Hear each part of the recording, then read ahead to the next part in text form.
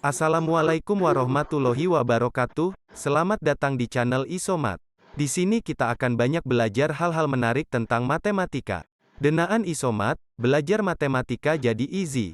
Oke, langsung saja kita cek videonya.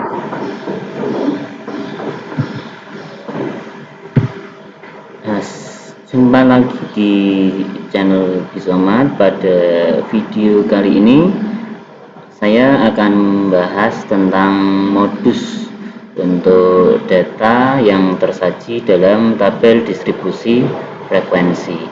Ini merupakan materi kelas 12 wajib semester pertama. Nah, perlu diketahui bahwa modus untuk data tunggal itu merupakan nilai yang paling sering muncul, nilai dengan frekuensi terbanyak. Tapi ketika nanti data yang tersaji dalam bentuk data kelompok yang disajikan dalam tabel distribusi frekuensi, maka perhitungan modus dapat ditentukan dengan rumus MO sama dengan TB ditambah D1 dibagi D1 tambah D2 kali C, dimana untuk TB-nya itu merupakan tepi bawah dari kelas modus. Apa sih kelas modus itu? Kelas modus itu merupakan kelas interval dari sekumpulan data yang memiliki frekuensi terbesar, yang memiliki frekuensi terbanyak. Jadi ketika ada sebuah tabel distribusi frekuensi, kelas modusnya itu dapat kita tentukan dengan melihat interval yang memiliki frekuensi tertinggi. Kemudian untuk D1-nya itu merupakan selisih dari frekuensi kelas modus dengan kelas sebelumnya. Dan D2 merupakan selisih frekuensi kelas modus dengan kelas sesudahnya. Sedangkan C itu merupakan lebar kelas. Dimana perlu diingat untuk menentukan lebar kelas bisa ditentukan dengan cara hasil pengurangan batas atas sebuah interval dengan batas bawahnya, kemudian ditambah 1. Untuk lebih jelasnya kita masuk ke contoh. Contoh misalkan terdapat sekumpulan data seperti ini dengan interval 40 sampai 47 memiliki frekuensi 4, 48 sampai 55 frekuensi 7, 56 sampai 63 frekuensi 5, 64 sampai 71 frekuensi 3, dan 72 sampai 79 dengan frekuensi 1. Ketika kita diminta untuk menentukan modusnya, maka langkah pertama yang perlu kita tentukan adalah cari dulu kelas modusnya. Dimana tadi kelas modus itu adalah kelas yang memiliki frekuensi terbanyak, jadi di antara 1, 2, 3, 4, 5 kelas ini yang memiliki frekuensi terbanyak adalah kelas interval kedua dengan frekuensi 7. Nah, maka di sini kita sudah menemukan bahwa interval 48 sampai 55 itu merupakan kelas modusnya. Kemudian setelah ketemu kelas modusnya, yang diperlukan dulu juga ada tepi bawah. Nah, untuk menentukan tepi bawah dari kelas modus, kita bisa mengambil batas bawahnya. Batas bawah dikurangi dengan setengah. Jadi tepi bawah itu adalah batas bawah dari sebuah kelas interval dikurangi dengan setengah. Sehingga untuk data ini 48 dikurangi setengah diperoleh tepi bawahnya adalah 47,5. Kemudian setelah kita tahu tepi bawahnya, tentukan juga D1.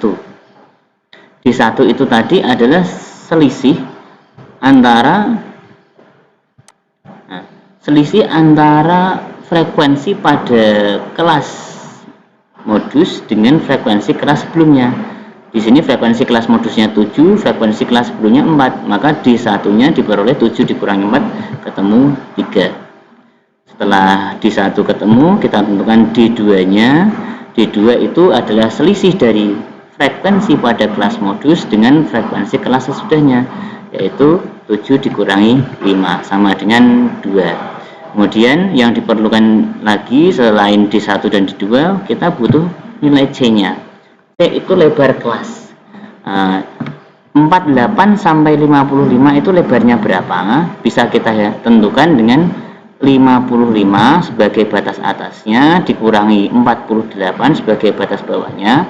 55 kurangi 48 ditambah 1. Jadi diperoleh nilai 8. Kenapa di sini dalam penentuan lebar kelas perlu ditambah 1? Lebar kelas itu merupakan jangkauan atau banyaknya data yang memungkinkan tercover dalam sebuah interval. Dari 48 sampai 55 itu kalau kita hitung pakai jari, itu yang pertama 48, 49, 50, 51, 52, 53, 54, 55. Itu terdapat 8 data yang bisa tercover di sana. Sehingga untuk menentukan lebar kelasnya nanti dari batas atas dikurangi batas bawah masih harus ditambah 1.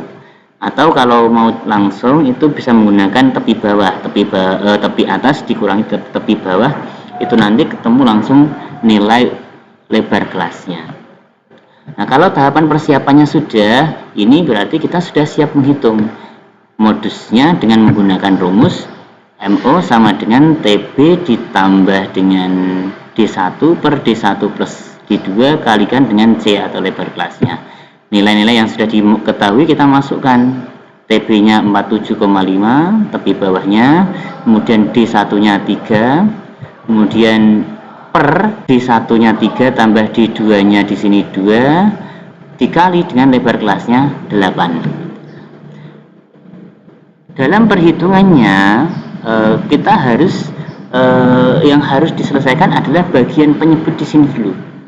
Jangan sampai antara pembilang di sini sebelum penyebutnya dijumlahkan kalian sederhanakan dulu. Oh, ini ada angka 3 dengan angka 3 bisa dicoret. Nah, itu nanti akan diperoleh nilai yang kurang tepat karena ada kesalahan perhitungan.